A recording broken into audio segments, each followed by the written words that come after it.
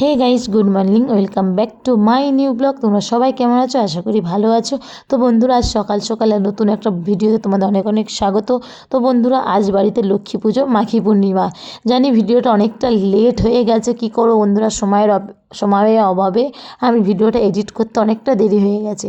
তো বন্ধুরা, দেখতে পাচ্ছ আমার ননদ এইদিকে ঠাকুরের ভোগ রেডি করছে। 5 রকম ভাজা, পায়েস, খিচুড়ি, সুজি আর অনেক কিছু।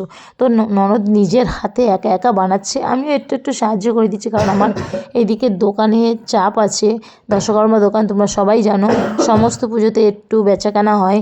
আর উপরের দিকে দেখো মাইমা মাসি দুজনে মিলে ঠাকুরের ভোগের জন্য খিচুড়ি প্রসাদ, যেটা সবাইকে দেব, তার জন্য আয়োজন হচ্ছে ওপরে।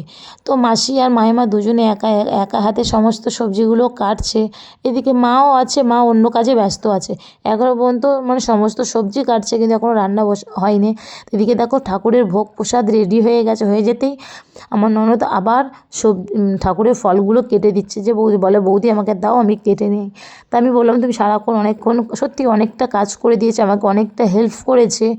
সেই কালকের আগের দিন এসছে, আমার সঙ্গে আলপনা দিয়েছে, দিয়ে অনেকটা কাজ আমাকে করে দিয়েছে। আর এইদিকে দেখো আমার মা লক্ষ্মীকে পরিষ্কার করছি। সময়ের অভাবে আমি মা লক্ষ্মীকে পরিষ্কার করতে পারিনি। কালকে ভেবেছিলাম করব, কিন্তু কালকে দোকানের চাপের জন্য আমি করতে পারলাম না। তাই কালকে পূর্ণিমা লাগার আগে আমি ঠাকুরকে সিংহাসন থেকে নামিয়ে নিয়েছিলাম। তাই আজকে তোমরা হয়তো ভাবছো এটা কী মাখাচ্ছে কালো কালো। আমি আগে টক দই একটু মাখিয়ে নিয়েছিলাম, তারপরে গঙ্গা মাটি দিয়ে ভালো করে পরিষ্কার করি আমি, কারণ এই কোনো পাউডার দিয়ে পরিষ্কার করি না। কারণ আমার গঙ্গা মাটি আর এই টক দই দিয়ে পরিষ্কার করে সত্যি খুব সুন্দর পরিষ্কার হয়। দেখো কত সুন্দর লাগছে, কিন্তু বেশিক্ষণ রাখিনি, জাস্ট তো 5-10 মিনিটের মধ্যে আমি তুলে দিয়েছি, কারণ ঠাকুরমশাই চলে আসবে, তাড়াহুড়ো করছি। এইদিকে দেখতে পাচ্ছ, কথা বলতে বলতে এইদিকে আমাদের তরকারিটা রেডি হয়ে গেছে, যেটা প্রসাদ সবাইকে দেব, সেই তরকারিটা উপরে রান্না হচ্ছে। এইদিকে তারপরে খিচুড়িটা বসবে।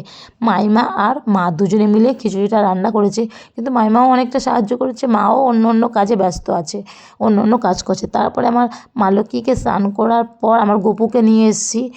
গপুরও অনেকটা বেলা হয়ে গেছে, অন্যদিন তাড়াতাড়ি দিই, কিন্তু আজ আমার গপুটাকেও একটু ভালো করে পরিষ্কার করে নিয়েছি। তা গপুর ভাই বলছে যে, কাদা মাখাচ্ছ কেন মা, গপু ভাইকে? তো বললাম একটু পরিষ্কার করছি। তারপর দেখো বন্ধুরা, অনেকটা সময় গপুকে একটু আমি কত সুন্দর সাজিয়ে দিয়েছি, বড় মাকেও সাজিয়েছি। কথা বলতে বলতে আমার ঠাকুরমশাইও চলে এসে পুজোর সমস্ত কিছু জোগাড় করে দিয়েছি। নিজের ঠাকুরমশাইয়ের পাশেই সমস্ত কিছু রেখে দিয়েছি, যাতে অসুবিধা না হয়, যেটা লাগবে আমি পাশে আছি। তারপর একটু ছাদে আসলাম, এসে দেখলাম এদিকে খিচুড়ি রান্নাও কমপ্লিট হয়ে গেছে। তো মাও অনেকটাই কাজ করছে, মাও করছে, সারাদিন সবাই খুব ব্যস্ত। আর এক কড়াই খিচুড়ি নেমে গেছে, আর এটা লাস্ট আর এক কড়াই খিচুড়ি হচ্ছে। তো বন্ধুরা, আমার আজকের সারাটা দিন শুধু অনেক ব্যস্তই কেটে গেছে। মা ওইদিকে অনেকটা কাজ এগিয়ে নিচ্ছে। ঠাকুরমশাই পুজো করে দিয়ে চলে যাওয়ার পর সবাই সারাদিন উপোস আছে, তাই আগে সবাই আমরা প্রসাদটা খেয়ে নিচ্ছি। তো বন্ধুরা, ভিডিওটা কেমন লাগলো প্লিজ কমেন্ট করে বলো। যদি ভালো লেগে থাকে লাইক, কমেন্ট, শেয়ার আর সাবস্ক্রাইব করতে ভুলো। টাটা, বাই বাই, সবাই সুস্থ থেকো, ভালো থেকো।